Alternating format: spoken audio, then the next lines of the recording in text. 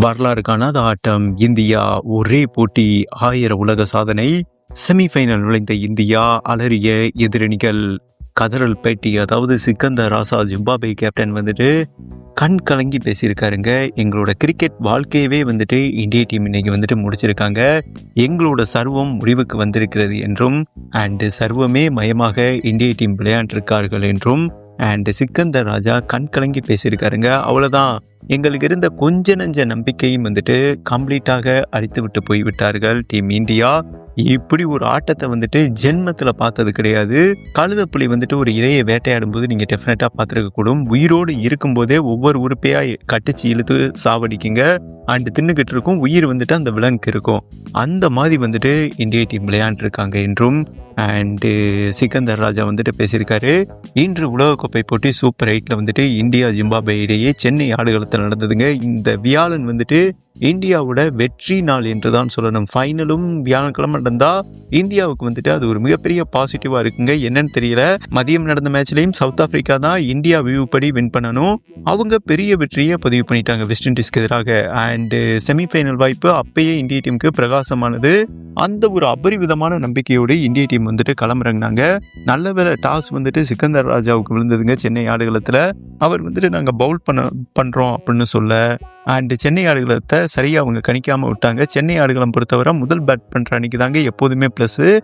இந்தியாவுக்கு வந்துட்டு சாதகமாக அமைந்தது என்றே சொல்லாங்க. பல சாதனைகளை வந்துட்டு தெரிவிக்க விட்டுருக்காங்க. எல்லாருமே எவர்கிரீன் ஆட்டத்தை வெளிப்படுத்தியிருக்காங்க. ஒவ்வொரு அடியும் அணுகுண்ட ஆயுதம் வெடித்த மாதிரி இருந்தது என்றே சொல்லாங்க. செதறிட்டாங்க. ஜிம்பாப்வே பவுலர்ஸ் முஸ்ராப் அணியெல்லாம் வந்துட்டு மசரை புடுங்கிட்டாங்க என்பது குறிப்பிடத்தக்கது நண்பர்களே.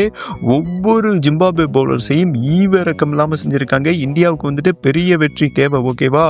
அதை கால்குலேட் பண்ணி தான் இன்னைக்கு களமிறங்கினாங்க. ஆரம்பம் சரியா இருந்தா எண்ட் ஆஃப் த கேம் வந்துட்டு பெர்ஃபெக்டா ப்ரொஃபஷனலா இருக்குன்னு சொல்லுவாங்க இல்லையா? இன்னைக்கு சஞ்சு சாம்சனை வந்துட்டு இறக்கி விட்டாரு, இறங்கி செஞ்சார் என்றே சொல்லலாம். சஞ்சு சாம்சன், அபிஷேக் சர்மா தொடக்க வீரருங்க.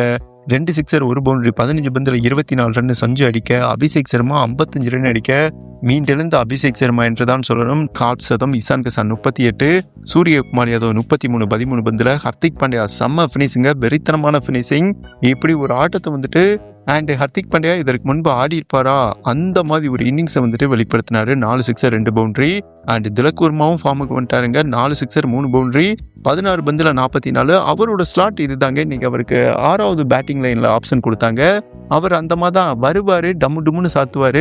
கரெக்டாக அவர் புஷ் பண்ணியிருக்காங்க. சேம் டைம் பார்த்தீங்கன்னா சஞ்சு சாம்சனை தொடக்க வீரர் இறக்கி விட்டு இசான் கிசானுக்கு அந்த 3வது ஆர்டரை கொடுத்தாங்க. அதுவும் ஒரு பெர்ஃபெக்டான நகர்வு என்றே சொல்லாங்க.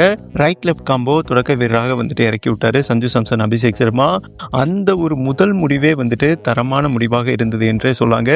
எல்லா பேட்ஸ்மேனும் ஏதோ மிஷினை மாட்டிட்டு வந்து விளையாண்ட மாதிரி இருந்தது. ஏஐ மாதிரி விளையாண்டு போயிட்டாங்க என்பது குறிப்பிடத்தக்கதுங்க. எல்லாருமே மாட்டடி காட்டடி கஜமுஜான்னு விளையாண்டு போயிட்டாங்க சென்னை ஆடுகளத்தில் எப்போதுமே பேட்டிங்க்கு கடினமாக இருக்கும். இந்த கடினமான சூழலையும் கன் எடுத்து சுடுற மாதிரி ஜிம்பாப்வே பவுலர்ஸை வந்துட்டு சுட்டு தள்ளிட்டு போயிருக்காங்க. உலகக்கோப்பை வரலாற்றில் 256 ரன் அடிச்சு அதிகபட்ச ஸ்கோர் இதுதாங்க. மிகப்பெரிய உலக சாதனையை வந்துட்டு தெரிவிக்க விட்டுருக்காங்க. அதே மாதிரி ஹர்திக் பாண்டியா, திலக் வர்மா கடைசியில் பார்த்தீங்கன்னா 31 பந்தில் வந்துட்டு 100 ரன் கிட்ட பார்ட்னர்ஷிப் பதிவு பண்ணியிருக்காங்க. இப்படி இந்த ஒரே போட்டியில் பல சாதனைகளை வந்துட்டு அச்சீவ்மெண்ட் பண்ணியிருக்காங்க டீம் இந்தியா என்பது குறிப்பிடத்தக்கதுங்க. சரியான நேரத்தில் அபிஷேக் சர்மா ஃபார்முக்கு வந்திருக்காரு.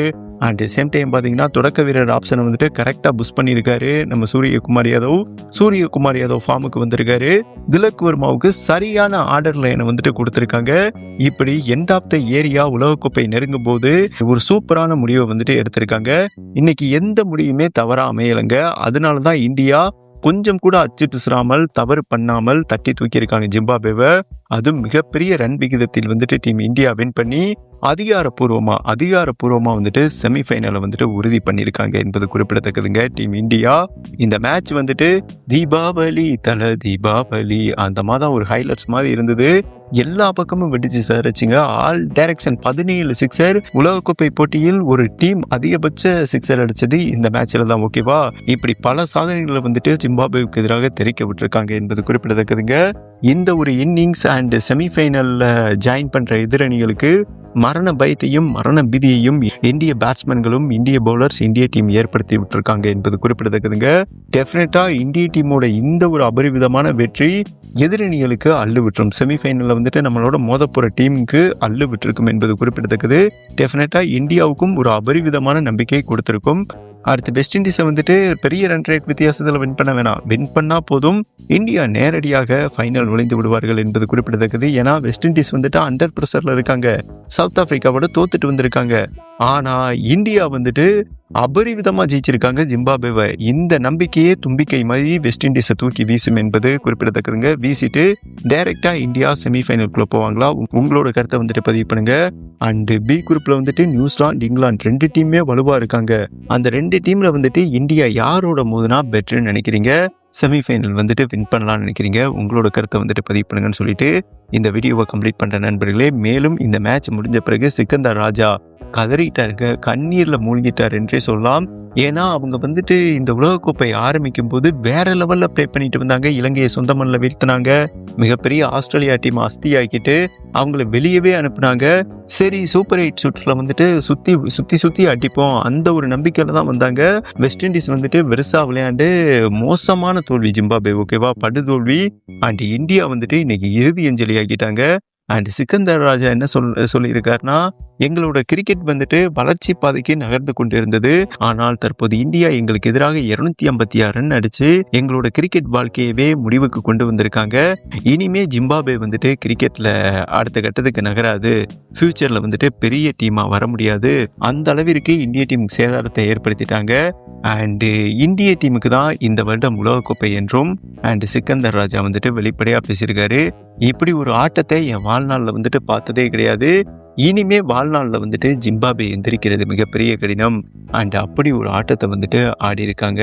யாரா சாமி நீங்களாம், அந்த மாதிரி பார்த்தீங்கன்னா அவரோட கருத்தை கண் கலங்கி பதிவு பண்ணியிருக்காரு என்பது குறிப்பிடத்தக்கது. பாசிட்டிவாக இந்த சீரீஸை ஸ்டார்ட் பண்ணோம், ஆனால் கண்ணீருடன் முடிவது எங்களுக்கு ஒரு மிகப்பெரிய ஏமாற்றம் என்றும் சிக்கந்தர் ராஜா அவரோட உரையை முடிச்சிருக்கார் என்பது குறிப்பிடத்தக்கது.